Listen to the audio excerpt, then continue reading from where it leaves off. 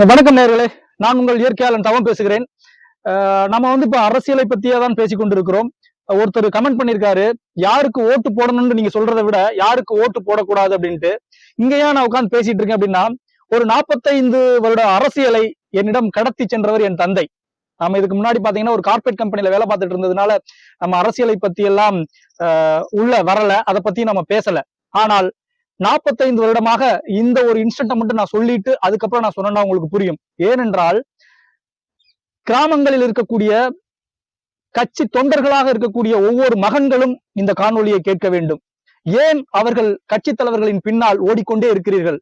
நமது குடும்பத்தை பாருங்க, நம்ம வேலையை பாருங்க. அதுக்காகத்தான் நான் இந்த ஒரு இன்ஸ்டன்ட்டை சொல்றேன். ஊராட்சி மன்ற தலைவராக எங்க அப்பா இருக்கிறப்ப நேர்மையாக சம்பாதிக்க முடியவில்லை என்று, தனது 5 குழந்தைகளையும் படிக்க வைக்க முடியவில்லை என்று தலைவராக இருந்த ஒருவர் பதவியை ராஜினாமா செய்துவிட்டு வெளிநாடு சென்றார். நேர்மையாக அரசியலில் சம்பாதிக்க முடியவில்லை என்று. இப்போலாம் பதவி கிடைச்சா யாருமே விடுறதில்லை. அப்படி ஒரு நேர்மையான அரசியலை கடத்தி சென்றவர் என் தந்தை. கடைசியாக ஒரு போன தேர்தலில் கூட கவுன்சிலர் பதவிக்கு சீட்டு கேட்டு போயிருக்காரு ஒரு இன்டர்வியூக்கு. அந்த கட்சிக்காரங்க இன்டர்வியூ எடுக்கிறாங்க. நீங்க எவ்வளவு செலவு பண்ணுவீங்க கவுன்சிலருக்குன்ட்டு. வெற்றி பெறுவதற்கு என்ன தேவையோ அதை செலவு செய்யற அப்படின்னு இருக்காரு என்னோட அப்பா. எங்க அப்பாவுக்கு எவ்வளவு பணம் செலவு செய்வீர்கள் என்ற அந்த எண்ணை சொல்லவில்லை அப்படின்றதுக்காக கொடுக்கல. 7வது வார்டுல இருக்கக்கூடிய ஒருத்தர் 8வது வார்டுக்கு கவுன்சிலர் பதவி கொடுத்து நிறுத்தினாங்க. அவருக்கு எதிராக நான் பிரச்சாரம் செய்து அவரை தோற்கடித்தேன். எனவே இப்ப இருக்கக்கூடிய இளைஞர்களுக்கெல்லாம் அரசியல் தெரியாது, புரியாது என்று நினைத்துக் கொள்ளாதீர்கள். அனைவருக்கும் அரசியல் தெரியும். இப்போ அந்த காலத்துல இருக்கிறவங்களை விட இப்ப இருக்கக்கூடிய இளைஞர்கள் அதிகமாக அரசியலை உற்று நோக்கி கொண்டிருக்கிறார்கள். அரசியல் தலைவர்கள் தான் தனது போக்கை மாற்றிக்கொள்ள வேண்டும். என் தாத்தன் என் பாட்டை இருக்கிறப்ப இருந்த அரசியலையே நீங்க பண்ணிட்டு இருக்காதீங்க. ரொம்ப நாளைக்கு உங்களால ஓட்ட முடியாது, வண்டி ஓட்ட முடியாது. நாங்கள் எல்லாம் படித்து விட்டோம்.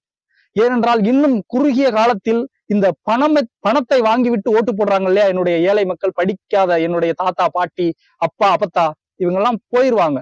அதற்கு பிறகு நீங்க காசு கொடுத்தா கூட உங்களால ஓட்டு வாங்க முடியாது. இந்த அரசியலில் நீங்கள் யாருக்கு ஓட்டு போட வேண்டும் என்பதை விட யாருக்கு ஓட்டு போடக்கூடாது என்று பேசுங்கள் என்று நிறைய பேர் கமெண்ட் பண்ணியிருந்தாங்க. நான் சொல்ற ஒண்ணே ஒண்ணு, நீங்க உங்க கையில பணம் இருக்கு, யாருக்காவது சும்மா ஒரு 2000 ரூபாய் எடுத்து கொடுத்துருவீங்களா? நீங்க ஒருத்தர் உங்களிடம் ஒரு 2000 ரூபாயை கொடுக்குறாருன்னா என்ன? அந்த சிந்தனை அறிவு கூட இல்லாதவர்களா நாம? உங்களுடைய தாய் தந்தையரிடம் பேசுங்கள் அரசியலை. இப்ப இருக்கக்கூடிய இளைஞர்கள், ஒருவன் நமக்கு பணம் தருகிறான். நான் கட்சியை பத்தி எல்லாம் சொல்லவே இல்லை. ஏனென்றால் யாரெல்லாம் பணம் கொடுக்கிறார்களோ ஓட்டு வாங்குவதற்கு அவர்கள் எல்லாம் அயோக்கியர்கள், அவர்கள் எல்லாம் திருடர்கள். எதா இருக்கட்டும், நான் மனசுக்குள்ள ஒரு கட்சி வச்சிருக்கேன்னு வச்சுங்களேன், ஓட்டு போட போறேன்னு, அந்த கட்சியே இந்த எலெக்ஷன்ல பணம் கொடுத்துச்சுன்னா அந்த கட்சிக்கு ஓட்டு போடக்கூடாது. சும்மா எதுக்கு எனக்கு பணம் தர்றேன்? நான் கொடுப்பேன் யாருக்காவது? உங்க பணத்தை நீங்க யாருக்காவது கொடுப்பீங்களா? அதை முதல்ல கேட்கணும். அப்ப பணத்தை ஒருவன் வாரி வாரி நமக்கு கொடுக்குறான்னா அவன் யாரு? திருட்டு பையன்னு அர்த்தம். அப்படி பணம் கொடுக்காத யாராவது இருந்தார்கள் என்றால் அவர்களுக்கு நீங்கள் ஓட்டு போடுங்கள். அது எவ்வளவு பெரிய கட்சியாக வேணாலும் இருக்கட்டும், பரம்பரை கட்சியா வேணா இருக்கட்டும். நீங்க அந்த சின்னத்துல உங்க தாத்தன் பாட்டன் அப்பன் எல்லாரும் குத்துனாலும் பரவாயில்ல. அவன் இந்த தேர்தலுக்கு உங்களுக்கு பணம் கொடுத்தான் என்றால் அவன் ஒரு திருட்டு பையன், அவன் கொள்ளையடிக்க போகிறான் என்ற அர்த்தம். ஏன் மரியாதை இல்லாம பேசுறேன் அப்படின்னா, பணம் கொடுப்பவர்களை திருட்டு பையன் அப்படி அவன் இவன் தான் பேசணும். அவர்கள் இவர்கள் என்று பேச அவசியம் இல்லை. யார் பணம் கொடுக்கவில்லையோ அவர்களை மரியாதையாக பேசலாம். கிராமத்தில் இருப்பவர்கள் எல்லாம் வறுமை காரணமாக இப்போதெல்லாம் பணத்தை வாங்குறாங்க, தடுக்க முடியல. நாம நிறைய காணொலிகள்ல பாக்குறோம். நிறைய தலைவர்கள், நிறைய சினிமாக்காரர்கள், இவர்கள் எல்லாம் நிறைய எழுத்தாளர்கள் எல்லாம் பணம் வாங்காதீர்கள் வாங்காதீர்கள் என்றுதான் பேசுகிறார்களே தவிர யாரும் திரும்பி அரசியல்வாதிகளை பார்த்து பணம் கொடுக்காதீர்கள் அப்படின்னு பேசல.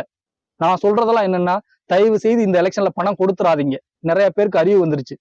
எங்களை மாறி வலையொலிகளில் சமூக வலைதளங்களில் பேசுபவர்கள் எல்லாம் என்ன அரசியல், இவர்கள் எல்லாம் என்ன செய்ய போறாங்கன்றதெல்லாம் சொல்ல ஆரம்பிச்சிட்டோம்.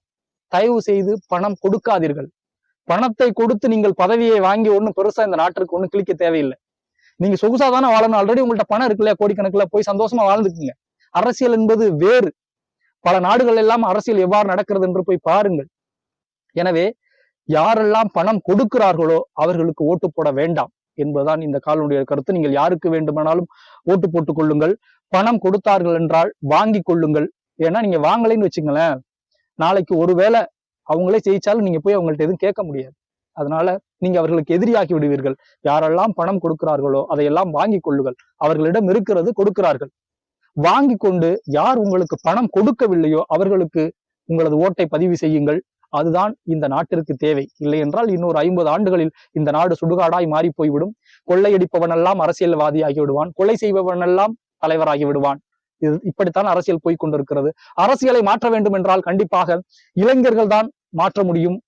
மிக விரைவில் ஒரு மாற்றம் வரும் என்று இளைஞர்கள் நம்பிக்கொண்டிருக்கிறார்கள்.